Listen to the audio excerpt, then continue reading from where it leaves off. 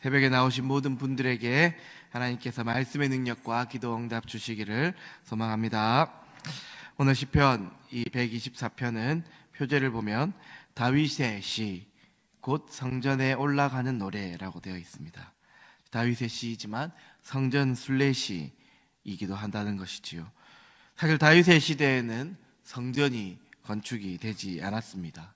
그렇기 때문에 이 다윗의 시이자 성전에 올라가는 시가 어떻게 될 수 있을까요? 하지만 이 시가 지어진 이후에 이 시의 내용을 통해서 이 고난을 마다하지 않고 그 먼 예루살렘 성전에 순례의 길을 떠나야만 하는 이유와 그 배경이 담겨 있기 때문에 성전에 올라가는 노래라고 또 불리는 것입니다. 그렇다면 어떤 내용을 담고 있는 것일까요? 그 내용을 살펴보면 먼저 1절과 2절에서는 언제나 우리 편에 계셔서 우리를 도우시는 분이 바로 여호와 하나님이심을 알려주고 있습니다. 물론 직접적으로 노래하는 것이 아닌 반문의 형식으로 여호와께서 우리 편에 계시지 아니하셨더라면 이라는 이 표현을 반복하여 사용하고 있지요. 즉 하나님께서 만약 이스라엘 백성과 함께 하지 않으셨다면 얼마나 비참한 일이 벌어졌을지에 대해 이스라엘 백성에게 깊이 각인시키고 있는 것입니다. 물론 뒤에 3절부터 5절까지 여호와께서 우리 편에 계시지 않았을 때 어떤 일이 벌어졌을지를 말씀하고 있지만 꼭 그 말씀이 아니더라도 이스라엘 백성에게 여호와 하나님께서 함께하지 않으셨다면 말로 설명할 수 없는 고통과 고난으로 인해 여전히 주변 강국의 종으로 생활하였거나 비참한 시절을 보냈을 것입니다. 하지만 여호와 하나님께서는 이스라엘 백성의 편에서 여전히 함께 하셨기에 이스라엘 백성은 가슴에서 우러나오는 감사와 찬양을 올려드릴 수 있었던 것입니다. 그것은 우리에게도 마찬가지겠지요. 아니, 저만 보아도 지금까지 지내온 시간을 회상하면서 만약 하나님께서 함께 하시지 않았다면 과연 나는 어떻게 되었을까 생각해보면 상상조차 하기 싫지만 아마도 술로 인해 삶을 마감하였거나 병원 같은 곳에 갇혀서 피폐한 생활을 하고 있었을 것입니다. 그러한 저를 지금 이 자리에 있게 하셨으니 어찌 하나님의 살아계심을 인정하지 않을 수가 있겠습니까? 하나님께서 저를 지키시고 보호하셨기에 저는 지금 이 자리에 있을 수 있는 것입니다. 그래서 제가 할 수 있는 것은 오직 하나님께 감사와 찬양을 올려드리는 것밖에 없습니다. 비단 저만이 이렇게 고백하는 것은 아니겠지요. 여기 계신 많은 분들도 저처럼 만약 하나님께서 나와 함께 하지 않으셨다면 어떻게 되었을지 상상조차 하기 싫으신 분들이 계실 것입니다. 그런데 지금 여기 이렇게 하나님께 예배를 드리며 살아계시지 않습니까? 하나님께서 여러분들을 지키시고 보호하고 계신다는 것을 인정하고 가슴에서 우러나오는 감사와 찬양을 올려드리는 저와 여러분들이 되기를 간절히 소망합니다. 다음 3절에서 5절은 그때라는 표현을 반복적으로 사용하며 여호와 하나님께서 우리 편에 계시지 아니하셨을 때 어떻게 되었는지를 알려주고 있습니다. 특히나 대적들로 인해 영육이 삼켜졌을 것이다 라고 표현하고 있지요. 여기서 알 수 있는 것은 하나님께서 함께 하시지 않는 그 인생은 사단이나 마귀들에게 삼켜져 죽음으로 갈 수밖에 없는 인생이라는 것입니다. 사단이나 마귀는 지금도 우는 사자와 같이 우리를 삼키려고 눈을 부릅뜨며 우리를 쳐다보고 있습니다. 그리고 우리가 하나님과 함께 동행하는 삶을 살아가지 않을 때 그 기회를 놓치지 않고 우리를 삼켜 죽음의 길로 이끌어갑니다. 우리는 언제 하나님과 동떨어진 삶을 살아가게 되는 것일까요? 그것은 하나님의 말씀에서 벗어나 있을 때 하나님과 동떨어진 삶을 살아가게 됩니다. 물론 우리가 하나님의 말씀에 벗어나 있을 때에도 하나님께서는 끊임없이 우리를 기다리시며 돌아오기를 바라고 계십니다. 하지만 끝까지 말씀이 들리지 않는다면 그 인생의 결국은 파멸이고 지옥입니다. 그래서 말씀을 묵상하는 것, 또 이 말씀을 읽고 듣는 것이 그만큼 중요합니다. 물론 저처럼 말씀을 묵상하고 읽고 듣지만 말씀이 들리지 않았던 사람들도 있을 것입니다. 말씀이 나에게 적용되는 것이 아닌, 저 사람이 이 말씀을 들었으면 좋겠다. 이 말씀은 참 좋은 말씀이네.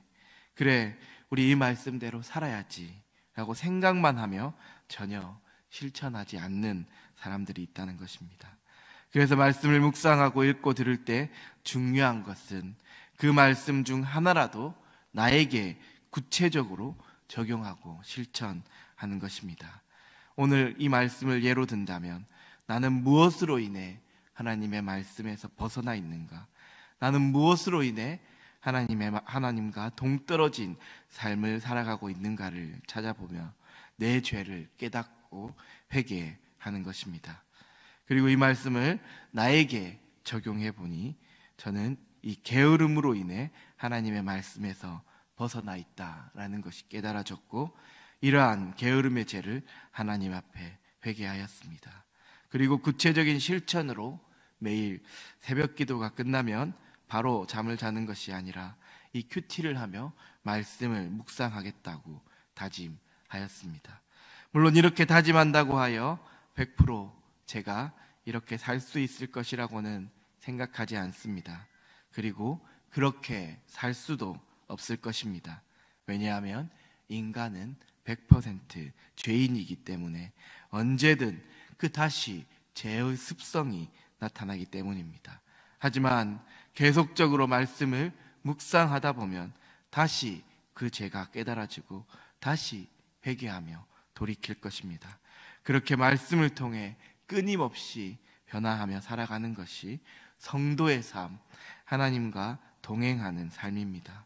이러한 성도의 삶을 살아가는 우리 광양중앙교회 성도님들이 되기를 간절히 소망합니다.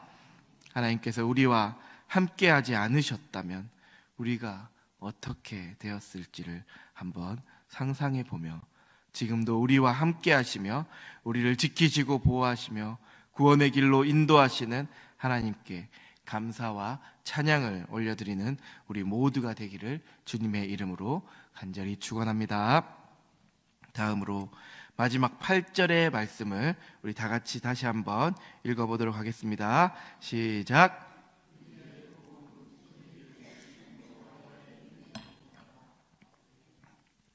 아멘. 이 표현은 시편 121편에도 나왔던 표현으로 우리의 도움이 어디서 오는지를 정확하게 알려주는 이 시인의 신앙 고백입니다. 물론 이 한 절만 보면 너무나 새로울 것이 없고 진부한 표현이지요. 그런데 이러한 표현은 이 다윗의 편이 되셔서 그를 쳐서 삼키려고 맹렬하게 일어나 달려드는 대적들의 손에서 건지셨던 하나님에 대한 분명한 체험과 간증이 담겨있는 다윗의 신앙 고백이었습니다. 자신의 힘으로는 도저히 벗어날 수 없는 처참하고 잔혹스러운 상황에서 그는 하나님의 도우심으로 인해 그가 그 모든 어려움에서 벗어났다는 것을 확신하며 이스라엘 백성들과 모든 그리스도인들을 향해 나의 도움은 천지를 지으신 여호와의 이름에 있다 라고 당당하게 고백하고 있는 것입니다. 이는 다른 어떤 표현보다 위대하고 가슴을 울리며 감동을 일으키는 진실하고 아름다운 다윗의 신앙 고백입니다.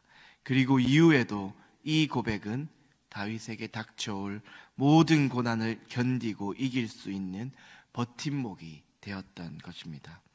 이 다윗의 신앙 고백, 우리의 도움은 천지를 지으신 여호와의 이름에 있도다가 나의 신앙 고백, 또 여기 계신 모든 분들의 신앙 고백이 되기를 간절히 소망합니다. 사실 우리는 어렵고 힘든 상황이 닥칠 때 너무도 쉽게 포기하고 낙심하여 좌절과 절망에 빠질 때가 많습니다. 심지어 그러한 상황이 오면 오히려 불신과 불만, 불평으로 하나님을 의심하기까지 하지요. 그러나 진정한 믿음은 그러한 위기 속에서도 말씀 가운데 행하신 하나님의 역사, 그리고 나의 과거에 행하신 하나님의 역사를 기억하며 그 일을 이후에도 반드시 이루실 것이다 라고 믿고 그분을 향한 흔들리지 않는 믿음과 신뢰를 가지는 것입니다. 하나님께서는 여기까지 여러분들을 인도하셨습니다. 하나님께서 여러분들에게 행하신 그 모든 역사를 다시 한번 기억해 보십시오. 그리고 오늘 이 8절의 말씀을 끊임없이 반복하며 묵상하시길 바랍니다. 천지를 지으신 하나님, 또한 나를 지으신 하나님께서 여러분들의 인생을 다 계획하셨기에 어떤 험악한 고난이 닥칠지라도, 어떤 심각한 위험이 닥칠지라도 하나님께서는 도우시며 그 일을 통해 하나님께 영광을 돌리게 하실 것입니다. 그 모든 고난과 위기가 하나님의 은혜를 드러내어 한 영혼을 구원하시는 일에 사용될 약재료가 될 것입니다. 한 영혼을 구원하시고자 하는 하나님의 뜻에 합당하게 쓰임받는 우리 광양중앙교회 성도님들이 되기를 주님의 이름으로 간절히 축원합니다. 기도하겠습니다. 사랑의 하나님, 오늘도 이 말씀을 통해 만약 하나님께서 나의 편이 아니셨다면 어떻게 되었을지 상상조차 할 수 없음을 깨닫습니다.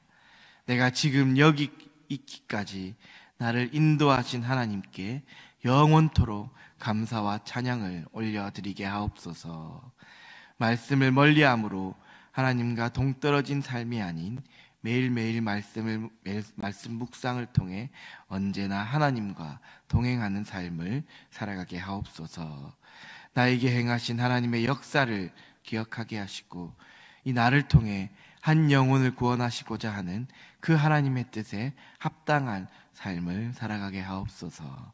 오늘도 이 예배의 자리, 이 기도의 자리를 허락하신 주님께 감사드리오며 예수님의 이름으로 기도합니다.